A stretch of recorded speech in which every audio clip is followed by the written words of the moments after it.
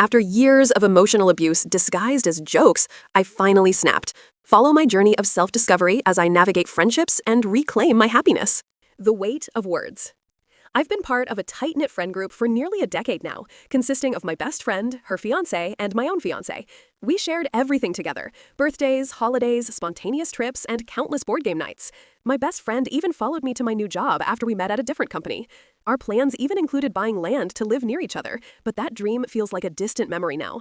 You see, her fiancé has a habit that's slowly eaten away at my spirit over the years. It started innocently enough, with playful teasing, that turned into something far more hurtful.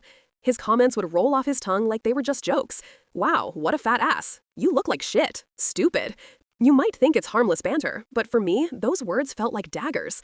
I've cried more times than I can count over his remarks, and each time I tried to address it, it felt like I was speaking into a void. My friend would say things like, "Oh, that's just how he is. He jokes with everyone."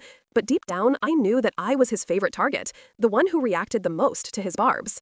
Because of this, I felt inadequate in my own skin. I didn't want to stir the pot or cause drama, especially when these were my only close friends. So I did my best to laugh it off, pretend it didn't hurt, and ignore the sting of his words. But recently, I found myself in a precarious situation. 2 weeks ago, we went on a workation together, and I was already in a vulnerable emotional state. I was tapering off medications that had dulled my feelings for over 2 years. Suddenly, everything felt sharper, more vivid, and his jokes cut deeper than ever before. I tried to push through the nausea, dizziness, and emotional turmoil.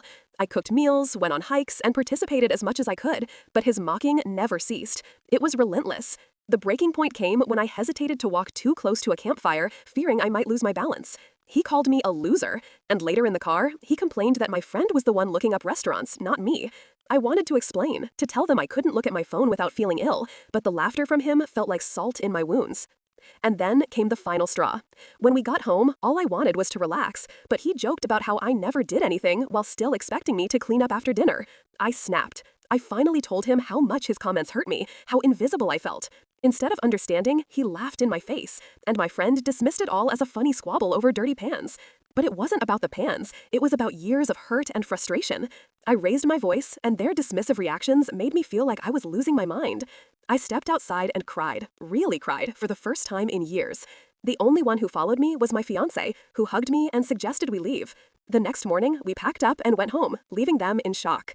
I had finally realized how different we truly were. Part 2. The Aftermath of Truth.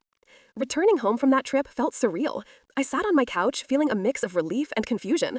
I had always been the sensitive one, the one who felt deeply, while they brushed off emotions as if they were mere inconveniences. The more I thought about it, the more I realized that I always felt like I had to hide my true self to keep the peace and not ruin their fun. I tried talking to my friend afterward, hoping she would understand, but she couldn't see my side. "I raised my voice," she said, as if that was the crux of the issue. She hated conflict and drama, and when someone expressed strong negative emotions, she simply shut down. What stung the most was her defense of him. "He treats you like a sister," she claimed, as if that made everything better. It dawned on me then. I was the one who needed to change, to toughen up, to stop caring so much about his words. But why was he allowed to just be himself, while I had to alter my feelings? The realization hit hard. I didn't think we were real friends anymore. I started seeing a therapist, and every session left me feeling more tired, sad, and confused. I still feared losing them, but maybe that wouldn't be such a bad thing. I reflected on the countless moments that had hurt me, and I began to wonder about the nature of our friendship. After all, true friends wouldn't let one of their own be mocked and belittled continuously, would they? The more I thought about it, the more I began to see the cracks in our friendship. I had been ignoring the pain for too long, and I wouldn't do it anymore. The following week, I reached out to my friend again, determined to express how I felt. I shared my thoughts about how I felt like I shouldn't have to hide who I am for the sake of their comfort. But as I spoke, I could see her face harden. She simply reiterated that I was being overly sensitive, that I needed to brush off his words. Deep down, I knew that she couldn't fathom how his words affected me. As I sat there, I felt a wave of sadness wash over me. I had been so scared of losing these friendships, but what had they ever truly meant if they left me feeling this way? I started questioning everything, my mind racing with thoughts of the past and the future.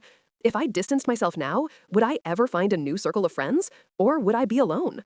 I didn't have the answers, but I knew one thing: I had to take a stand. Part 3. A New Dawn. After a month of reflection, I made the decision to distance myself from my friend and her fiancé. This wasn't an easy choice. I had to fight against the guilt that gnawed at me. I felt like I was abandoning them, yet I had also found a newfound sense of peace in their absence. The first few weeks were challenging. I missed the fun times we shared, the laughs, the adventures, the inside jokes. But I also felt a calmness I hadn't experienced in years. I attended a work team building event without my friend for the first time, and it felt liberating. I mingled with my colleagues, shared stories, and even laughed more than I thought I could. Two guys even approached me, expressing how they wished they had gotten to know me sooner, complimenting me for being such a great person. It felt surreal to be recognized for who I was, not the version of myself that was constantly shadowed by someone else's mockery. I realized that without the burden of their judgment, I could simply be myself. I started to embrace the idea that I was worthy of good friendships, ones that weren't tainted by emotional hurt. This newfound clarity made me realize that I had been trapped in a cycle of toxic dynamics, and I didn't need to live that way anymore.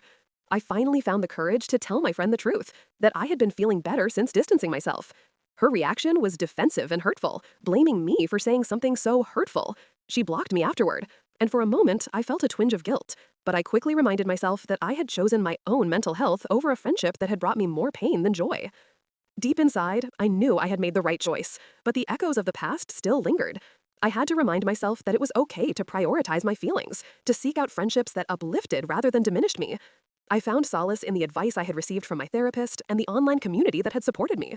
I began to focus on self-love and nurturing my well-being. As I navigated this new chapter, I felt a shift in my life.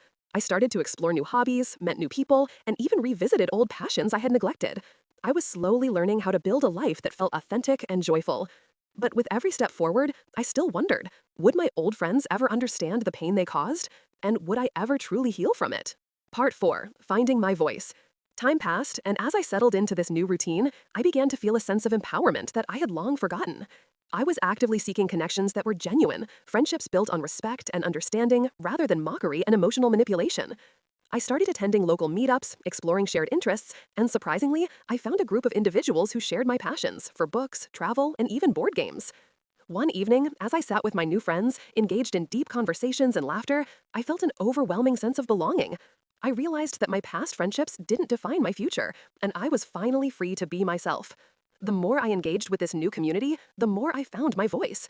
I learned to express my thoughts and feelings without fear. As I reflected on my previous friendships, I began to understand that growth often comes from painful experiences. I no longer felt the need to dwell on the hurt. Instead, I embraced the lessons learned. I had grown stronger, more resilient, and I was determined not to let anyone diminish my worth again. Months later, I bumped into my old friend at a local cafe. My heart raced, but I stood tall, feeling the confidence I had cultivated. We exchanged polite words, and as she attempted to bring up old memories, I realized I was no longer that person who craved validation from her.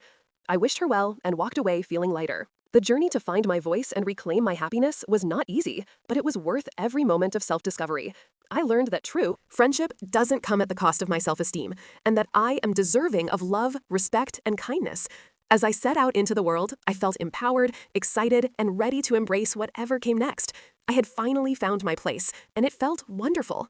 In the end, I realized that sometimes you have to break away from the familiar to find the beauty of genuine connections, and I was ready to embrace every moment of this newfound freedom.